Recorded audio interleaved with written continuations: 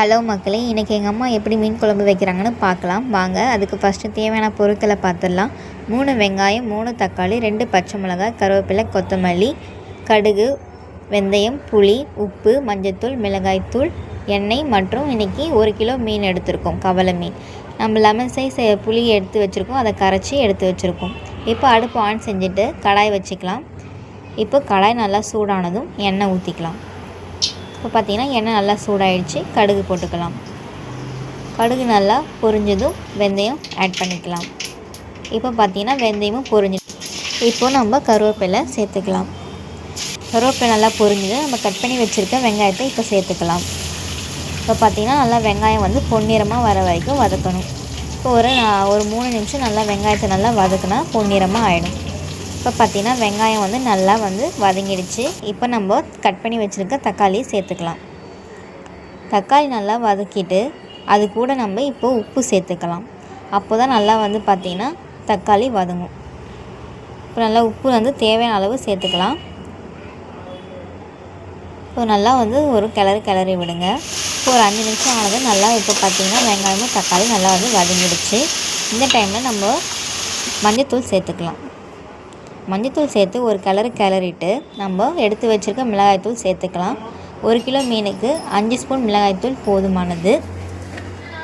தூள் சேர்த்தாச்சு. இப்போ பார்த்திங்கன்னா நல்லா பச்சை வாசனை போகிற அளவுக்கு நல்லா வதக்கணும். இப்போ பார்த்திங்கன்னா மீடியமான ஃப்ளேமில் வச்சு நம்ம வதக்கணும், இல்லைனா தீஞ்சிடும். இப்போ பார்த்திங்கன்னா நம்ம கரைசல் புளியை நல்லா கரைச்சி எடுத்து வச்சுருக்கோம். அந்த கரைச்சி வச்ச தண்ணியை இப்போ ஆட் பண்ணிக்கலாம். இப்போ அதை ஊற்றிட்டு ஒரு கிளறிட்டு நமக்கு தேவையான அளவு தண்ணி சேர்த்துக்கலாம். சிலருக்கு பார்த்திங்கன்னா நல்லா கெட்டியாக இருந்தால் மீன் குழம்பு பிடிக்கும், சில பேருக்கு தண்ணியாக இருந்தால் பிடிக்கும். ஸோ உங்களுக்கு எப்படி பிடிக்குதோ அந்தளவுக்கு சேர்த்துக்கோங்க. ஆனால் கெட்டியாக வச்சு சாப்பிட்டு பாருங்கள், மீன் குழம்பு சூப்பராக இருக்கும். ட்ரை பண்ணி பாருங்கள், கமெண்ட் பண்ணுங்கள். அதே மாதிரி இப்போ பார்த்திங்கன்னா நல்லா சேர்த்தாச்சு. இப்போ பார்த்திங்கன்னா நம்ம எடுத்து வச்சுருக்கோம் இல்லையா கொத்தமல்லி, அது இப்போ கொஞ்சமாக போட்டோம்னா அதோட ஸ்மெல் நல்லாயிருக்கும் கொதிக்கும் போது போட்டால். அதனால் இப்போ நம்ம கொஞ்சம் கொத்தமல்லி கொஞ்சம் ஆட் பண்ணிக்கிறோம். இப்போ நல்லா மூடி போட்டு ஒரு 15 நிமிஷம் நல்லா குழம்பு நல்லா கொதிக்கணும். அப்போ நல்லாயிருக்கும். அந்த வாசனைலாம் இந்த மிளகாத்தூள் வாசனைலாம் நல்லா பச்சை வாசனை போய் நல்லாயிருக்கும். இப்போ பார்த்திங்கன்னா நல்லா கலந்து விட்டுட்டு இப்போ நம்ம பச்சை மிளகாய் எடுத்து வச்சுருக்கோம் இல்லையா, அந்த பச்சை மிளகாவையும் இன்னும் கொஞ்சம் கொத்தமல்லி இப்போ நம்ம போட்டு ஒரு கிளறி விடணும்.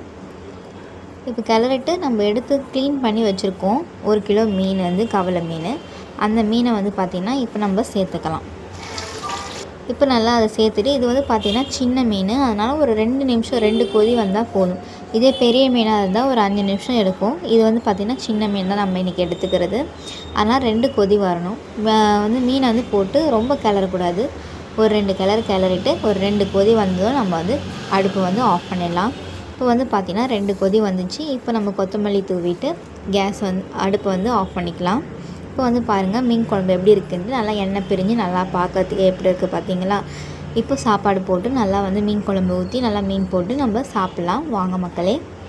அதே மாதிரி நம்ம சேனலை சப்ஸ்கிரைப் பண்ணிக்கோங்க, ஷேர் பண்ணுங்கள், கமெண்ட் பண்ணுங்கள்.